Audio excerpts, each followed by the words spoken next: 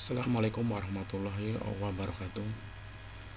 Salam sejahtera untuk kita semua, terutama untuk Bapak Ibu guru. Kali ini saya mau membacakan tentang kebijakan kurikulum untuk membantu pemulihan pembelajaran, seperti yang dilansir dalam naikpangkat.com.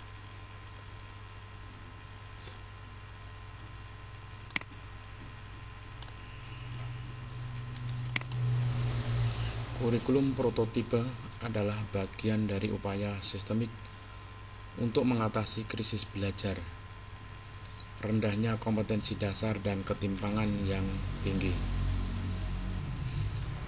Indonesia telah berhasil meningkatkan secara signifikan akses atau angka partisipasi, terutama pada jenjang pendidikan dasar. Namun data berbagai survei nasional dan internasional serta tren skor ujian nasional mengindikasikan bahwa dalam 15-20 tahun terakhir hasil belajar tidak mengalami peningkatan. Survei aksi juga menunjukkan adanya ketimpangan besar antar daerah dalam hasil belajar murid. Riset menunjukkan bahwa pandemi menimbulkan kehilangan pembelajaran, learning loss, literasi dan numerasi yang signifikan.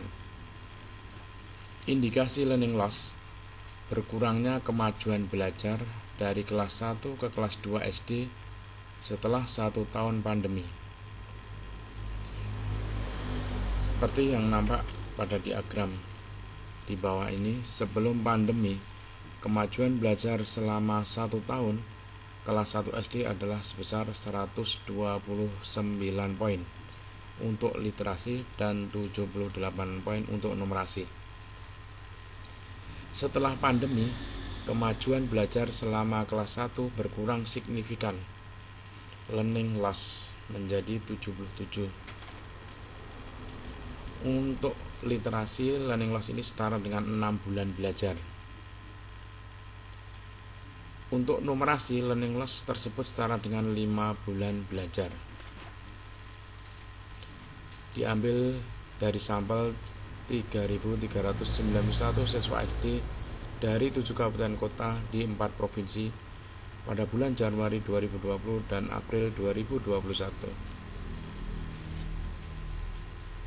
Sebagai bagian dari mitigasi learning loss, sekolah diberi opsi untuk menggunakan kurikulum yang disederhanakan agar dapat berfokus pada penguatan karakter dan kompetensi mendasar. Satuan pendidikan diberi 3 pilihan kurikulum. Kemendikbud nomor 719/P/2020 yaitu menggunakan kurikulum 2013 secara penuh 59,2%, menggunakan kurikulum darurat kurikulum 2013 yang disederhanakan Kemendikbudristek 31,5%, menggunakan penyederhanaan kurikulum secara mandiri 8,9%. Kemendikbudristek menyusun modul literasi dan numerasi untuk membantu guru menerapkan kurikulum. Juga tersedia modul untuk orang tua yang dapat digunakan di rumah. Sebagai contoh seperti pada gambar kelas 1 tema 1 subtema 1 keluarga, kelas 1 tema 1 subtema 2 budaya hidup sehat. Di samping itu terdapat 0,4% satuan pendidikan menggunakan kurikulum lainnya.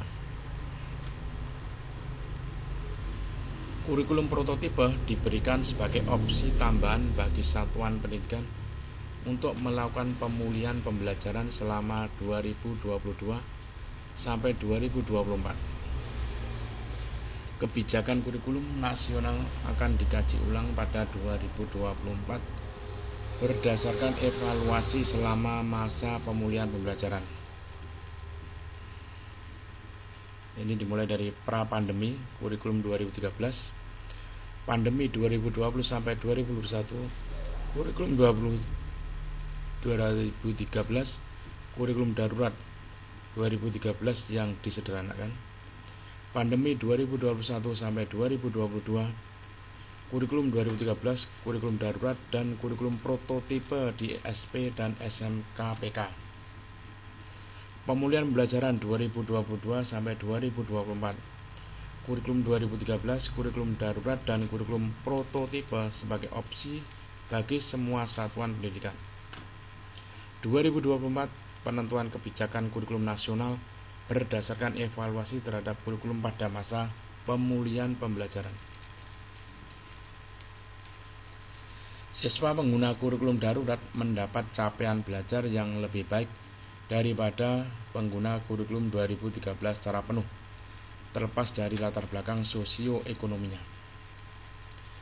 Survei pada 18.370 siswa kelas 1 sampai 3 SD di 612 sekolah di 20 kabupaten kota dari 8 provinsi April sampai Mei 2021 menunjukkan perbedaan hasil belajar yang signifikan antara kurikulum 2013 dan kurikulum darurat.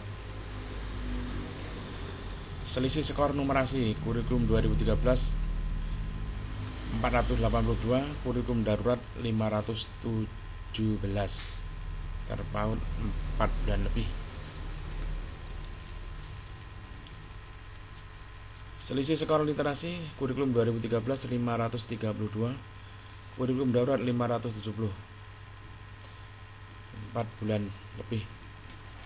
Bila kenaikan hasil belajar itu direfleksikan ke proyeksi learning loss, numerasi, dan literasi, penggunaan kurikulum darurat dapat mengurangi dampak pandemi sebesar 73% literasi dan 86% numerasi. Capaian dengan kurikulum 2013 482, capaian dengan kurikulum darurat 517 untuk numerasi. Indikasi learning loss 5 bulan pembelajaran. Manfaat kurikulum darurat 4 bulan.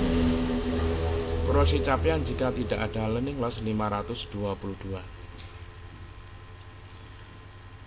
Untuk literasi, capaian dengan kurikulum 2013 532, capaian dengan kurikulum darurat 570. Proyeksi capaian jika tidak ada learning loss 583. Indikasi learning loss 6 bulan pembelajaran. Manfaat kurikulum darurat 4 bulan. Kurikulum darurat efektif memitigasi learning loss karena membantu guru untuk fokus pada materi esensial dan menerapkan pembelajaran yang lebih mendalam untuk mengembangkan karakter dan kompetensi dasar. Penyederhanaan tergambar pada jumlah kompetensi mata pelajaran bahasa Indonesia yang mengalami penurunan antara 42% SMA peminatan sampai 68% SMP.